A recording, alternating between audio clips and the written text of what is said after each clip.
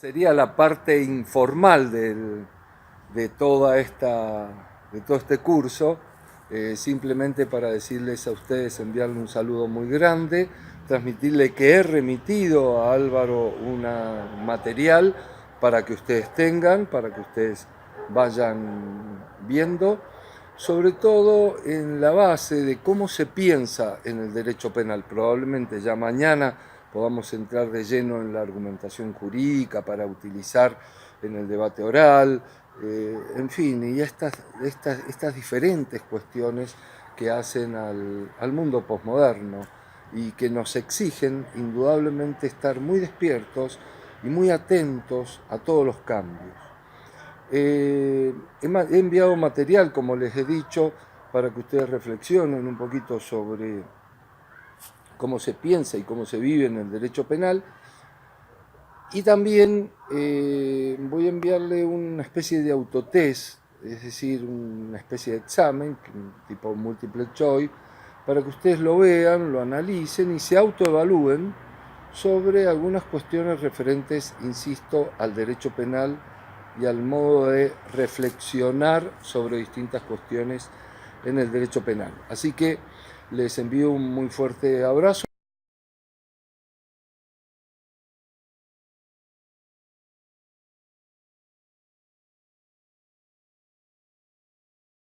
Cuando pensamos la teoría del delito, tenemos que pensar desde dónde surge y cómo.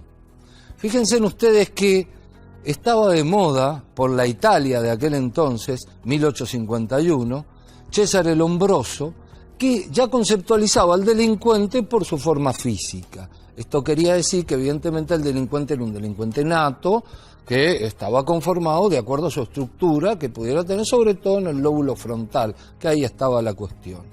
Él había escrito en 1851 la historia, ¿cierto?, ya lo cuento, sobre el cretinismo en la Lombardía, que era su tesis doctoral, y centralmente Lombroso lo que hizo fue generar el derecho penal de autor.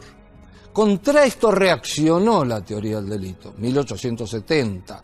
Entonces el causalismo dijo, no puede existir el derecho penal de autor. Al hombre tiene que juzgárselo por lo que hace, no por lo que es físicamente, por lo malo que hizo, para que se entienda bien. Entonces esta búsqueda generó lo que se va a llamar el derecho penal de acto. Pero centralmente los mismos causalistas inmediatamente vieron, porque eran cientificistas, positivistas, y tenían la fuerza de Newton atrás, ¿no?, que llegaba con todo ese desborde científico, en la acción y reacción, lo que tenía que haber en esta tercera ley de Newton, lo que tenía que existir era un resultado, es decir, un muerto. Una vez que está un muerto, bueno, ahí empezaba a funcionar el derecho penal.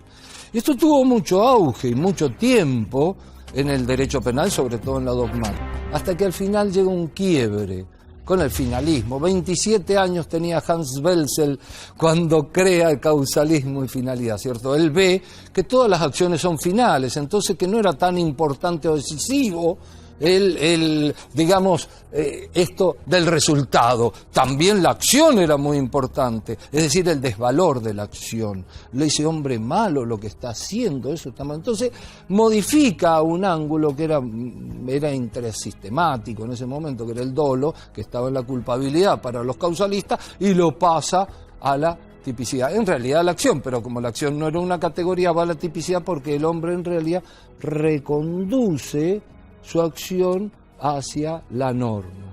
Entonces ahí estaría el dolo, ¿cierto? Y lo que centralmente nos da el finalismo es otra visión dogmática. El finalismo encuentra su partida de función prácticamente en 1970 con la fuerte llegada que tiene y el reconocimiento que tiene Klaus Roxin y por supuesto el funcionalismo. Klaus Roxin ya había dejado en 1962, 63, ¿cierto?, autoría mediata, delitos de infracción de deber, la creación de la teoría de la imputación objetiva, pero en 1970 dice, señores, política criminal. La política criminal ensamblada con la dogmática lo que va a hacer es que la política criminal dirija los destinos del derecho penal. Entonces, todo el derecho penal se va a dirigir hacia los fines, y los fines de este derecho penal va a ser la pena. Y este es el gran descubrimiento de Klaus Roxin con todo su funcionalismo atrás, y va a ser funcionalismo porque el derecho penal está en función de la política criminal. A pesar de que se ha escrito mucho en la dogmática jurídico-penal, indudablemente el delito no ha variado en su fórmula de descripción en torno a la acción típica, antijurídica y culpable. Roxin iba un poco más lejos y de hecho fue un gran descubrimiento al incorporar la responsabilidad como esta categoría, por así decirlo, importante dentro de la teoría del delito. Roxin decía que la acción era la manifestación de la personalidad, lo típico respondía al nullum crimen, nullum pena, la antijuricidad a las soluciones sociales de conflicto, y la culpabilidad era una necesidad de pena más cuestiones preventivas.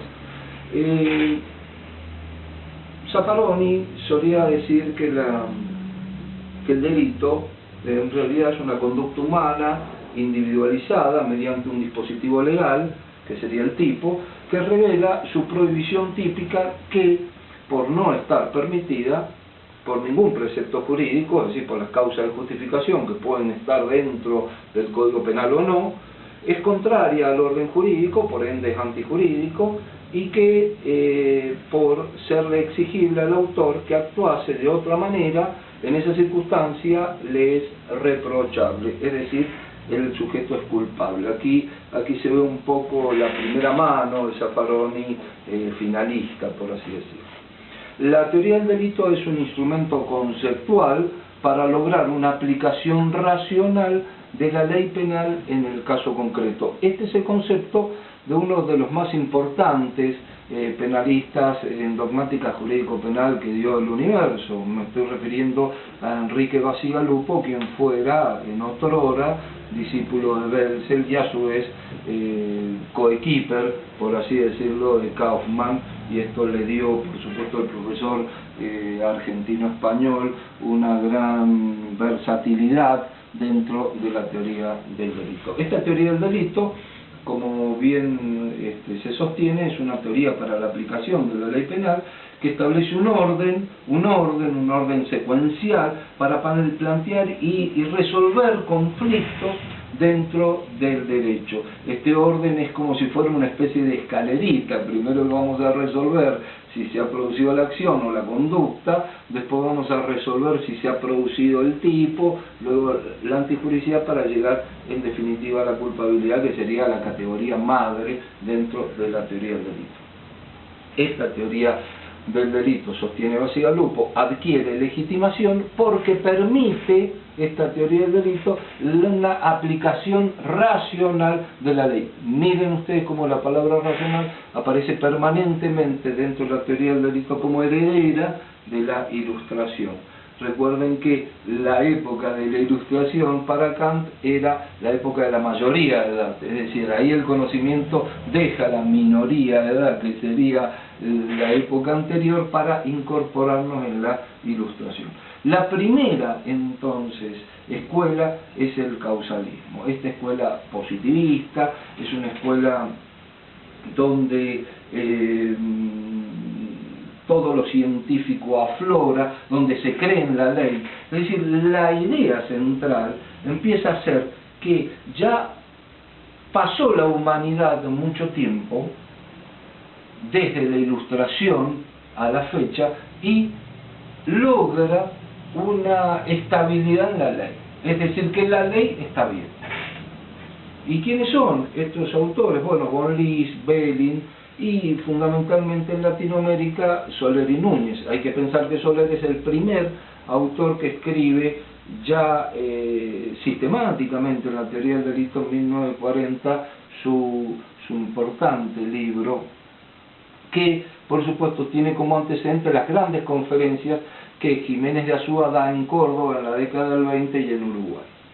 Esta tesis causalista, para ellos la acción va a ser un movimiento corporal que produce una modificación en el mundo exterior, el tipo va a describir la conducta prohibida, la antijuricidad va a ser la ausencia de causa de justificación, y la culpabilidad, que sería lo madre, lo central, lo esencial, va a ser nada más que la relación anímica que une al autor con el hecho, y esta culpabilidad va a ser lo central. Ahí va a estar el dolo, ahí va a estar todo. Va a haber inclusive una gran discusión con respecto a la ubicación del dolo con posterioridad. El objetivo, la acción, causa un resultado en el mundo exterior. Entonces, para los causalistas, lo más importante es el resultado. Es decir, va a mirarse el resultado. La tipicidad va a ser objetiva. Recuerden ustedes que no habían trabajado los elementos subjetivos del tipo. Y dentro de lo subjetivo va a estar el dolo, que es precisamente todo. Porque el dolo empieza a ser este conocimiento que el sujeto tiene, de que está realizando, no solo el tipo objetivo, sino también ese resultado, que es un resultado, por supuesto, querido, deseado. Van a hablar de intención, inclusive, los causalistas. Este causalismo, como bien dije después, deriva en lo que va a ser el normativismo. Pero lo importante para recordar en el causalismo es que tiene un método descriptivo, un método clasificatorio, excluye la valoración, no interesa, y la ciencia solo cree en sí misma, es decir, es un proceso científico el del causalismo. Este causalismo, como bien dije, va a tener una escuela intermedia entre lo que va a ser el finalismo posteriormente como anulación a estas ideas, y un paso, por así decirlo, y un puente. Ese puente es el normativismo. Aquí aparecen los neoclásicos, aparecen las ideas de Kant, se introducen valores. La acción va a ser una conducta humana, porque ya van a poder explicar estos autores la omisión, que no la podían explicar los causalistas, porque si los causalistas decían que la acción es todo movimiento corporal que produce una modificación, evidentemente no iban a poder explicar el guardabarrera que se queda dormido y bueno, obviamente se trata de una omisión. Lo importante aquí que incorporan dentro del tipo, los normativistas incorporan los elementos normativos y subjetivos del tipo, aparte de los descriptivos. En los elementos normativos del tipo van a valorar, y en los elementos subjetivos se va a estar a lo que el autor quería. Como pueden ver, los normativistas no dan puntada sin valoración. Todo lo que hacen lo hacen en base a la valoración. El dolo y la culpa, se le agrega al dolo y la culpa el reproche.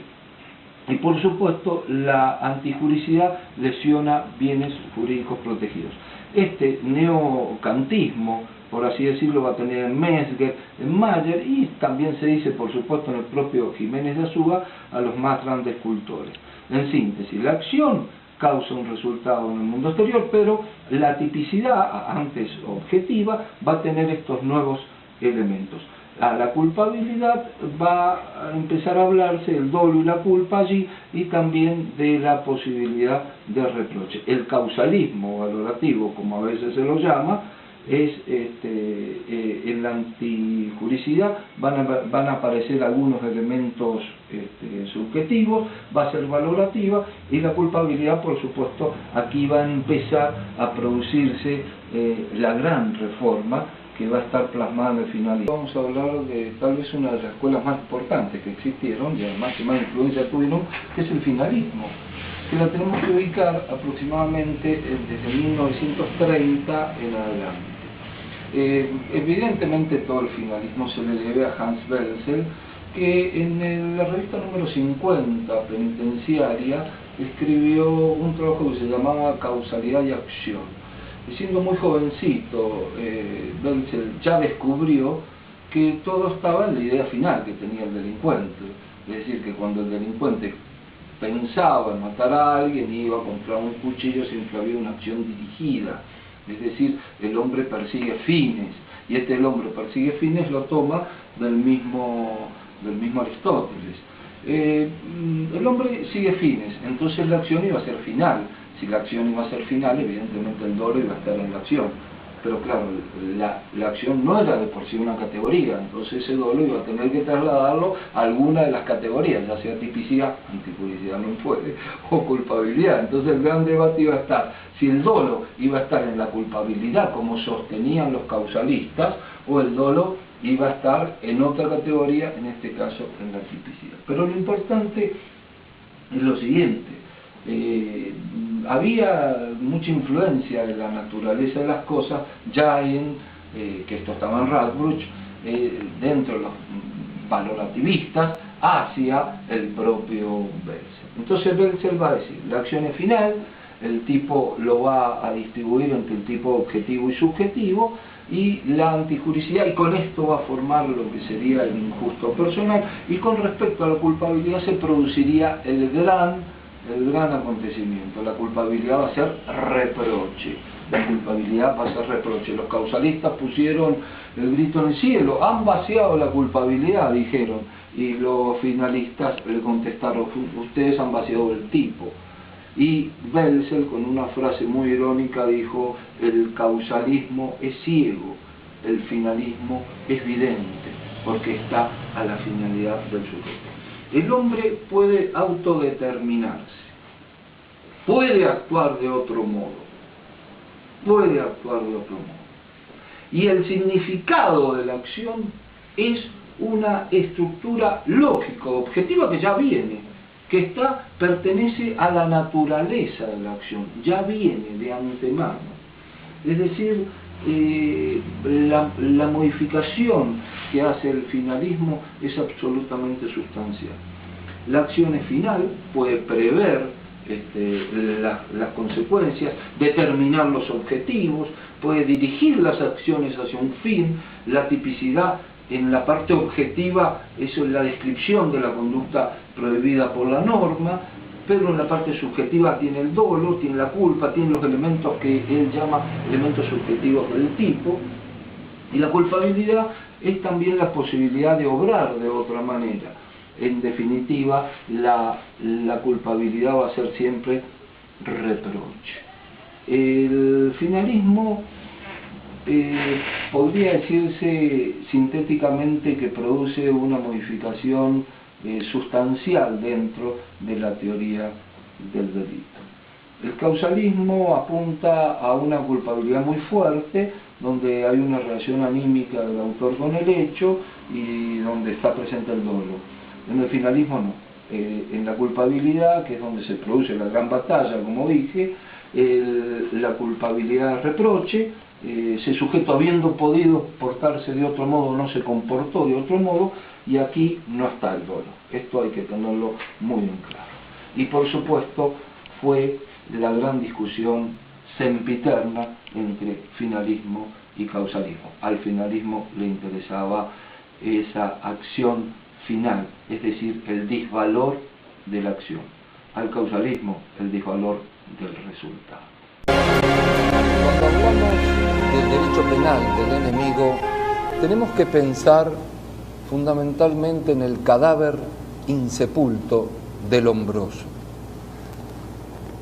César el Lombroso fue tal vez el hombre que dio el puntapié inicial en la discriminación dentro del derecho penal.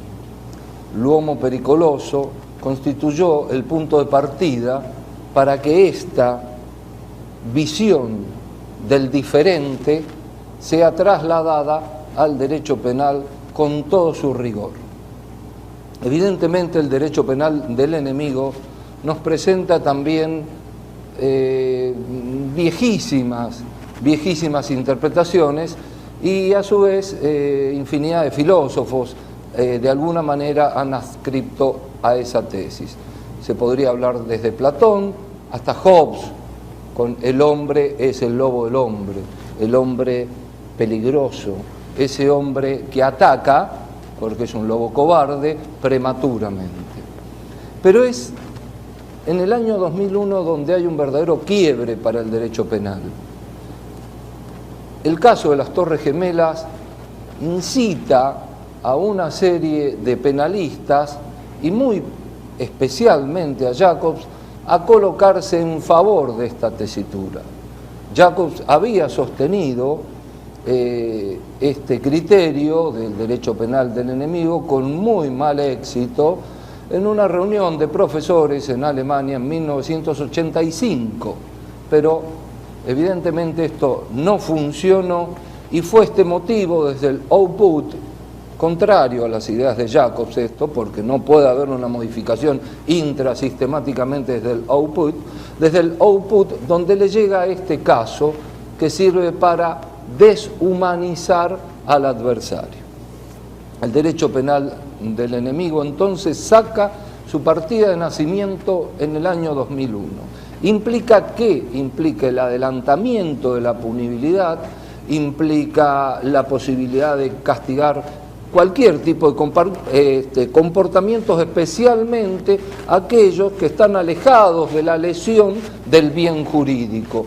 Y además también implica la no reducción de pena proporcional, el paso de una legislación de derecho penal a una legislación terrorista y también, por supuesto, la supresión o debilitamiento de las garantías. Pero lo triste de toda esta cuestión, que si bien las ideas de Jacobs se atribuyen en cierta manera a un cierto halo de Luhmann atrás, lo triste, insisto, de esta cuestión es que Jacobs esencialmente y sus acólitos consideran que el hombre no es persona.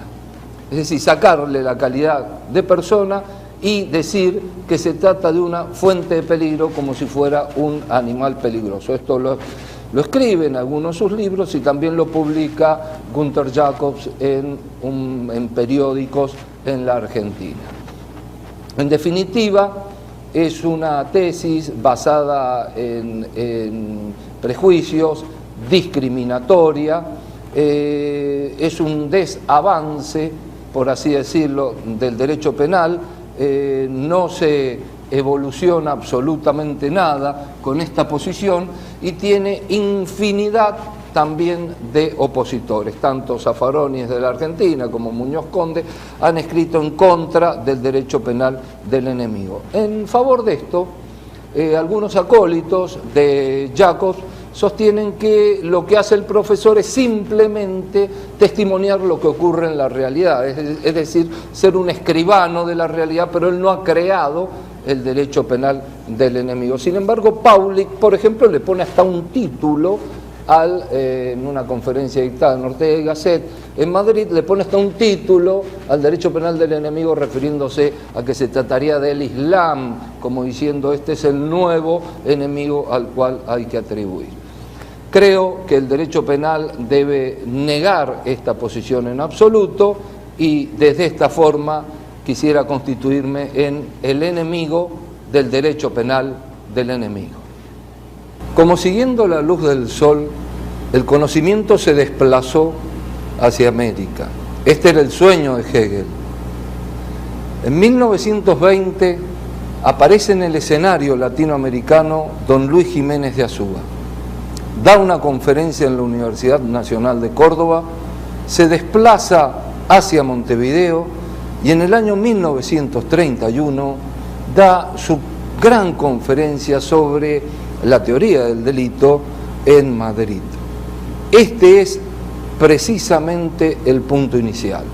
Es la piedra de toque que habilita a todos los pensadores latinoamericanos. El año 1940 no es un año menor. Allí, nada más ni nada menos que Sebastián Soler larga su primer libro en lo que va a ser un tratado sobre la teoría del delito. Es el primer escritor español, ya nacionalizado, argentino, radicado en Argentina, que habla de la teoría del delito. Luego, también son importantes los aportes ya en la década del 40 de Antón Oneca. La década del 50 tiene un verdadero protagonismo a nivel derecho procesal penal. La Escuela de Córdoba logra mucha fuerza, Vélez Mariconde, Claría Olmedo y este gran sucesor que es Julio Mayer. Y se ve ya la mano, la pluma de Zavala Vaquerizo en Guayaquil, precisamente siendo uno de los más importantes tratadistas del derecho procesal penal. Todos ellos, un poco atacan al Código Rocco, porque el Código Rocco era no más que la expresión del fascismo en Latinoamérica. Pasada la mitad del siglo, es importante destacar que en la década del 60, en Santiago de Chile, en 1963, Noboa Montreal logra prácticamente reunir a los más grandes penalistas de Latinoamérica para iniciar el Código Penal tipo, o sea, un código penal para todo Latinoamérica. Una excelente idea, una brillantísima idea, que a pesar de que todos los años se reunieron durante muchos años, no prosperó. La década del 70, generosa y expectante, nos entrega nada más ni nada menos que a Enrique Bacigalupo. Enrique Bacigalupo, junto con Busto Ramírez de Chile, Enrique Bacigalupo de Argentina, de Buenos Aires, fueron los dos discípulos de Welzel, latinoamericanos, brillantísimos, y a su vez trajeron el finalismo a Latinoamérica. La década del 80 ya nos presenta un Zaffaroni totalmente innovador, creativo, ya había escrito su manual y, por supuesto, piensan desde Zaffaroni, Peña Cabrera en Perú, Villamor Lucía en Bolivia, Velázquez en Colombia. Es decir, Zaffaroni es una luz que irradia el camino del derecho penal hacia lo que va a ser en la década del 90 el desembarco de los derechos humanos. Ya el derecho penal empieza una inclinación, aparece ya la figura de Ramírez, del mexicano Ramírez, en la Corte Interamericana e Internacional, en la Corte Interamericana de los Derechos Humanos, y evidentemente una nueva corriente, una nueva puerta se abre muy beneficiosa para el derecho penal. Pero no todo es buenos vientos para el derecho penal. En el 2001 aparece el derecho penal del enemigo, las ideas de tolerancia cero, una vuelta al pasado, una vuelta al sistema inquisitivo y este derecho penal del enemigo aplicándose contra los mapuches en Chile y, por supuesto, contra toda forma, toda manera para poder discriminar. Este es el gran desafío que tenemos los penalistas latinoamericanos, reunirnos, convocarnos y un poco pensar como alguna vez nos enseñó Bolívar, refiriéndose a los europeos. Ellos no son tan grandes, los vemos grandes porque nosotros estamos de rodillas. Pongámonos de pie. No todo es cuestión de todos. Esta es la clave. ¿Todas las personas que intervienen en un hecho ilícito son acaso responsables por el producido? La persona que hizo el arma la fabricó, la persona que vendió, el armero que vendió el arma, la persona que la compró y la dejó en su casa, o la persona que la quitó de allí y finalmente mató a otro. Son muchas las personas que intervienen en un ilícito. ¿Hasta dónde se puede retroceder? ¿Hay acaso una prohibición? Y esta cuestión logró se colocó de moda, por así decirlo, porque Günther Jacobs lo incorporó dentro de uno de los presupuestos de la imputación objetiva en un libro que escribió a mediados del 90 y publicado por Civitas sobre la imputación objetiva. Jacobs entiende que quien asume con otro sujeto un vínculo de forma estereotipada e inocua, es decir, lo que hace siempre, no quebranta su rol como ciudadano ni la confianza en la norma, aunque el otro sujeto incardine dicho vínculo para delinquir. En conclusión, se tiraron una serie de ejemplos, algunos felices, otros no así, pero el más famoso fue el taxista que llevaba a los delincuentes a robar al banco, si era responsable o no, si es lo que siempre hace el taxista, aunque sepa que esos delincuentes iban a robar el banco. La cuestión en la imputación objetiva era más o menos sencilla para solucionar, pero aquí, en la prohibición de regreso, hay dos posiciones. Una tesis objetiva, que sería la de Jacobs, y una tesis subjetiva, que es la de Roxin. Roxin dice que se castiga, por ejemplo, el que vende el destornillador, si sabiendo que ese destornillador va a ser usado para un robo, participa ese sujeto. Es decir, conocer al momento de brindar el aporte implica participación, porque hay una relación delictiva de sentido que une a quien vende, en este caso, y quien realiza la acción.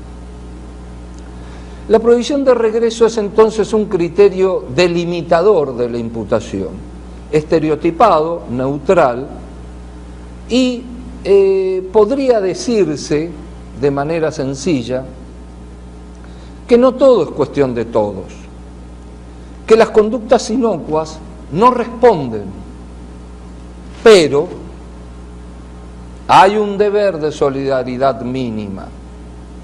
Si un sujeto puede abstenerse y no lo hace, no hay distanciamiento, incardina su acción con el otro. Y es aquí donde creo que hay que bañar este instituto con un poco de ética. El rol esperado no es que, sabiendo el hecho delictivo, siga actuando. Eso no lo quiere ninguna persona, no lo quiere ningún ser sociable. No se puede aceptar el derecho sin un mínimo de ética. Es cierto, no todo es cuestión de todos. La teoría objetiva no tiene en cuenta lo psíquico, solo el aporte, aunque el comportamiento delictivo depende del contexto. Dentro del rol, prestar contribución a quien actúa a riesgo propio dentro del radio es una prestación estereotipada para la posición objetiva. Mi criterio, sin embargo, es que la conducta delictiva, el rol, se mide por el contexto, pero este se modifica 180 grados si conoce la actividad delictiva y continúa sabiendo que brinda un aporte a la obra final. Entonces eso sí es cuestión de él también. Pensar el finalismo solo puede hacerse de la mano de Hans Welzel, un joven muy pequeño, de muy pequeña edad, en Alemania, modificó el mundo, la estructura de pensar en el derecho penal. Causalismo y acción sería su primer gran monografía, donde ya nos dice algo que es elemental: el hombre persigue fines, siempre va atrás de fines, y si el hombre persigue fines, la acción es producto de esa actividad final. Esta genialidad de Welzel lo va a llevar a ser uno de los penalistas más importantes, o tal vez el más importante, del derecho penal. Para ello Welzel piensa que el hombre es libre, el hombre puede autodeterminarse, y como el hombre puede autodeterminarse, el hombre en el momento del hecho puede actuar de otro modo. Y como puede actuar de otro modo, entonces le es reprochable esa conducta a título de culpabilidad. El significado de la acción es, para Welzel, una estructura lógico-objetiva, está antes, y lo único que va a hacer el legislador, el jurista, va a ser entender lo que ocurre en la realidad, que la acción es final. No va a poder escapar a eso. El finalismo entonces es vidente, y una frase de Welzel dice: el causalismo ciego, que era la antigua corriente que vino a ser superada por el finalismo. La tipicidad entonces va a ser objetiva y subjetiva. En el lado subjetivo va a existir el dolo avalorado, y en la antijuricidad va a salir el concepto, va a fluir el concepto de injusto personal. Un error sobre los presupuestos fácticos de una causa de justificación debe ser considerado error de prohibición y deja inalterado el dolo. Se excluye la culpabilidad solo cuando es invencible. Es decir, nace también lo que se llama la teoría estricta de la culpabilidad. Y la culpabilidad, bueno, pues bien, la culpabilidad va a ser solamente reproche. El finalismo dice esencialmente que al describir una conducta, no decimos todo lo que pasa, ya que el proceso de subsunción lleva, además de aspectos externos, la intención del autor, y eso es lo que debe subsumir también el intérprete. Vista así la cosa, el dolo valorado estaría en el tipo subjetivo. Por añadidura, esto afectó la antijuricidad, que sería en definitiva donde estaría el injusto personal. El hombre es libre. Cuando comete un delito, abusa de su libertad.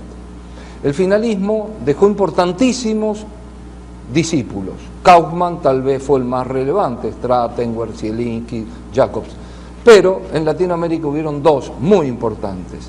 El genial Enrique Bacigalupo, que escribió precisamente una tesis doctoral sobre la omisión impropia, es decir, esta posición de garante que tan bien trabajó el finalismo. Y por supuesto nuestro recordado Bustos Ramírez de Chile. En síntesis, el finalismo fue una corriente importantísima que desplazó el dolo, que lo ubicaban los causalistas en la culpabilidad, hacia el tipo, y dejó importantes enseñanzas en el plano de la autoría, más precisamente en el dominio del hecho y en la posición de garante para los delitos imprudentes. Y el tema que voy a tratar es: el menor no es un problema menor. Quisiera, van a tener imágenes ahí donde pueden un poco seguir esta pequeña disertación. La problemática del menor no es una problemática menor, valga la tautología. En realidad se trata de un problema, no sé si puedes pasar la primera imagen, por favor. Se trata de un problema multicausal, se trata de un problema multidimensional, donde cada vez que aparece un menor vulnerable que es convertido, digamos, al delito o en riesgo con la ley, en realidad lo que estamos aquí diciendo es que hay atrás de todo eso desnutrición infantil, maltrato intrafamiliar, droga temprana, es decir, todos estos problemas que vienen de alguna manera, que llegan a que el menor en cierta medida sea convertido como si fuera en un embudo hacia el delito, condenado al delito. Vemos, por supuesto, en su derrotero de ruta, en su bitácora de vida, no solo la presencia de las drogas como elemento exógeno, sino también el alcohol, la hipoculturización, la discriminación, el hábitat innecesario y además negativo, y sobre todo cuando de alguna manera la gran influencia de los pares negativos dentro de lo que significa su proceso. Indudablemente que hay otros menores, otro gran segmento que nosotros lo vemos a diario, tal vez en la zona de la clase media, donde hay un verdadero espiral al vacío que también se mueve entre drogas y alcohol. Puedes pasar la siguiente. Casi creo que todos conocemos cuál sería la solución a esto, o a dónde está el verdadero problema. El verdadero problema radica en la falta de contención. El garante primario ha fallado y así puede decretarse prácticamente la defunción en esta materia. La familia no está. La familia no está por diversas razones, pero no solo no está la familia, sino que tampoco está el Estado presente. Y aquí es donde se produce el primer aborto postnatal, porque este aborto postnatal de la familia que no está y está ausente deja al niño a la intemperie. Un niño en formación a la intemperie. Esto, de alguna manera, debería ser contenido por el segundo garante, que es la escuela, que tampoco está. Porque aquí es donde se produce la repitencia, los altos grados de deserción escolar y donde también vemos con muchísima tristeza cómo el chico va a la escuela a comer, no a educarse, a comer. Y aquí sí enlazamos esto con lo que llamamos extrema pobreza y que escuchamos en la primera disertación, las consecuencias de la extrema pobreza. Y que no vamos a decir cifras aquí porque sería un dato muy agorero y además no quiero que se lleven esta imagen mía, ¿cierto? Una imagen verdaderamente negativa, pero las cifras hablan por sí solas. Claro que uno, como ya tiene muchos años en la vida, puede recordar un tercer garante que existió en la historia, que eran las parroquias, los clubes de barrio, que de alguna manera servían de contención, y las asociaciones vecinales que servían de contención para que el niño pueda tener lo que se llama en psicología un sentido de pertenencia. Y esto a su vez darle por supuesto también una cierta autoprotección. Si puedes pasar por favor. Entonces aquí tenemos los niños a la intemperie. Esta imagen demuestra en cierta medida todo, porque estos niños tienen que estar jugando, estos niños tienen que estar en la escuela. Y alguien, de alguna manera, ya se llame el Estado o ya se llame la familia, robó su niñez, se llevó su niñez. Cautivos de esa niñez, los niños aparecen mendigando en las calles y trabajando en esta situación que se llama trata de personas, que también está involucrado el trabajo infantil. Si puedes pasar, por favor. Y el Estado hace muchos años que ha decidido suicidarse. Es decir, a nosotros nos da la sensación que el Estado, creemos que el Estado está vivo, y me estoy refiriendo al Estado latinoamericano en general, creemos que el Estado está vivo, pero en realidad está muerto. Es como un muerto que le siguen creciendo los pelos y las uñas. Nos da la sensación que está vivo.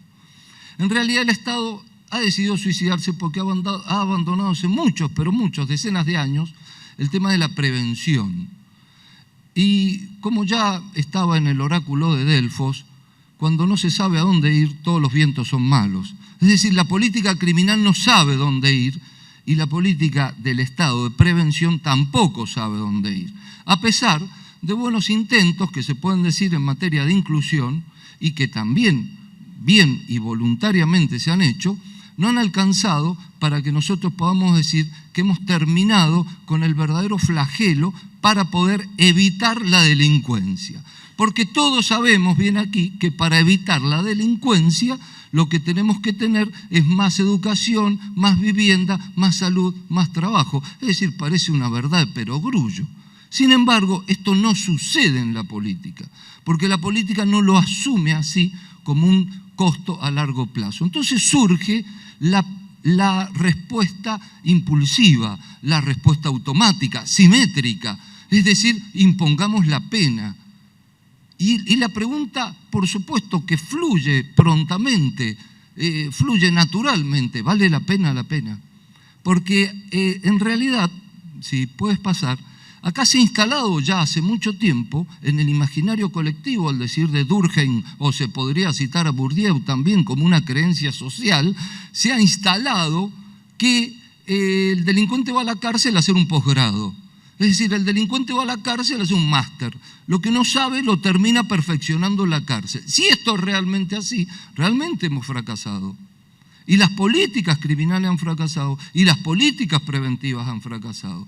Esta frase de Foucault, cuando él estaba anunciando en la década del 60 que el hombre que mató a Dios ha muerto, para terminar así con la filosofía de la sospecha, esa filosofía que era capaz de matar a Dios como Nietzsche, que era capaz de matar al padre como Freud, que era capaz de matar a la familia o al capital como Marx, se había suicidado esa filosofía de la sospecha de imperios absolutos en el conocimiento, aparecía Foucault diciendo, el hombre que mató a Dios, ese hombre absoluto ha muerto, porque la posmodernidad ha aparecido.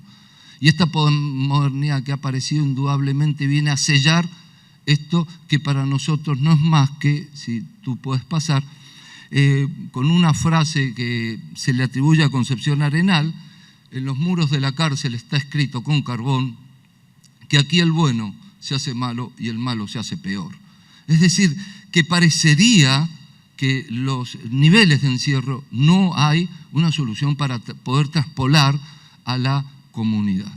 Y esta idea de la pena, si tú puedes pasar, pasa a ser algo que nos tenemos que hacer la gran pregunta. Dime qué cárcel tienes y te diré qué sociedad quieres. Porque la gente que está en las cárceles, en el encierro, son gente como nosotros. No son ellos y nosotros. No es el otro, no es el diferente, no es el discriminado. Somos nosotros. Y a la cárcel llegan los delincuentes fracasados, porque los delincuentes exitosos no llegan a las cárceles. A eso les va muy bien. Y llegan delincuentes torpes y sobre todo delincuentes pobres. No puede ser que el sistema penal no pueda resolver aún esto de que solo pobres hay en las cárceles. Tal vez algún matemático me podría decir a mí aquí que en el cálculo de probabilidad es imposible, debería por lo menos haber un 3% de ricos, un 1, o un 0,5, o 1. Sin embargo, estas cuestiones no suceden. Estas cuestiones en la realidad no suceden. De tal manera que el sistema está de fracaso en fracaso. Puedes pasar. Entonces aquí me parece que están los dos grandes problemas que tenemos en Latinoamérica. Por un lado la violencia, la extrema violencia, y por otro lado la corrupción del Estado. La corrupción del Estado en dos formas. Por un lado, en los poderes del Estado, y en los funcionarios públicos. Pero los poderes del Estado están corruptos, y esto también es un problema, no el funcionario, el poder en sí mismo, el sistema, al decir de Max Weber. La violencia es lo que hay que tocar. Y este tema de la violencia intrafamiliar, que pasaría a ser el tema decidendum, porque es allí donde se produce un corsi recorsi, el ciclo de violencia, lo que el chico va aprendiendo en la casa, lo que va aprendiendo su madre, lo que va mamando, también va viendo al padre golpeador, que en intramuros se constituye en el verdadero inquisidor, y larga la premisa, el inquisidor, agresor, intramuros, habla, manda la premisa. Lo que sucede en la familia se soluciona en la familia, claro, porque lo soluciona él. O sea, él pega y él perdona, y en este problema tremendo que tenemos en Latinoamérica, tremendo el problema que tenemos en Latinoamérica, después vemos los otros tipos de violencia, que nace ahí en la casa y que se va también hacia la institución. Me quedan 3 minutos. La propuesta un poco es la siguiente. Hemos trabajado este tema, he tenido la suerte, el honor de trabajarlo con Franco Fiumara, el doctor Franco Fiumara, en la universidad, nuestra querida Universidad de La Matanza. Queridísima, además. Y gracias por estar aquí también, doctor. Es un honor verlo. Aquí lo que hay que hacer es saber que aquí las ideas de acero inoxidable no son buenas consejeras. Y que de alguna manera hemos vivido cerrando puertas.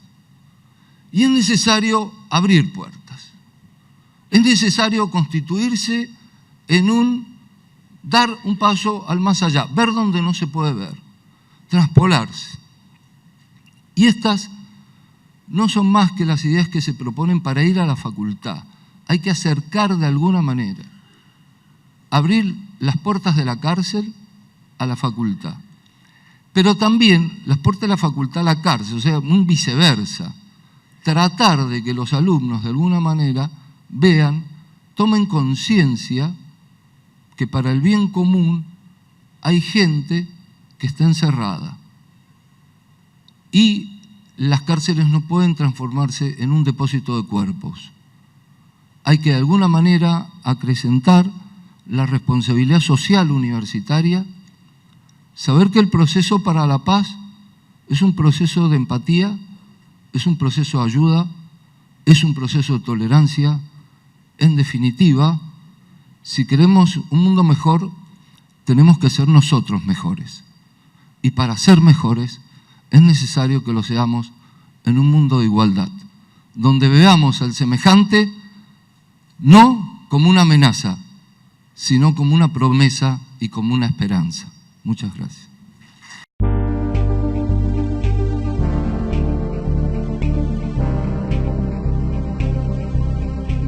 Would you like to play a game of rock, paper, scissors, robot style? Sure. Okay, let's get this game going. Rock, paper, scissors, shoot. I won. This is a good beginning of my plan to dominate the human race. Just kidding.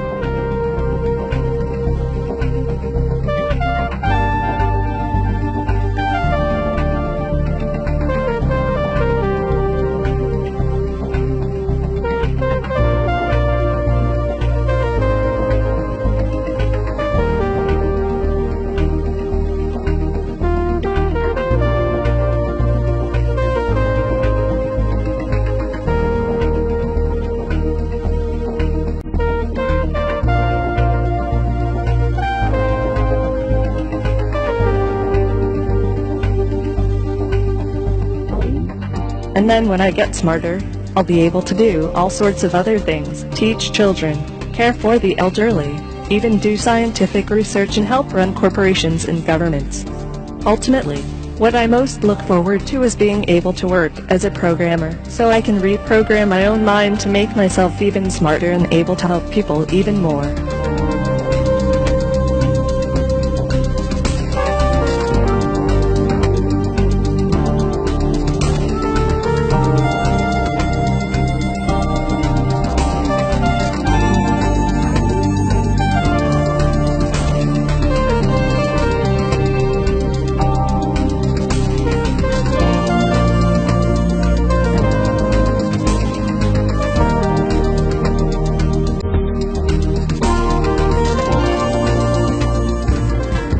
I think we can be friends. Let's hang out and get to know each other for a little while. You're on my friends list now. Yeah, I read that wrong.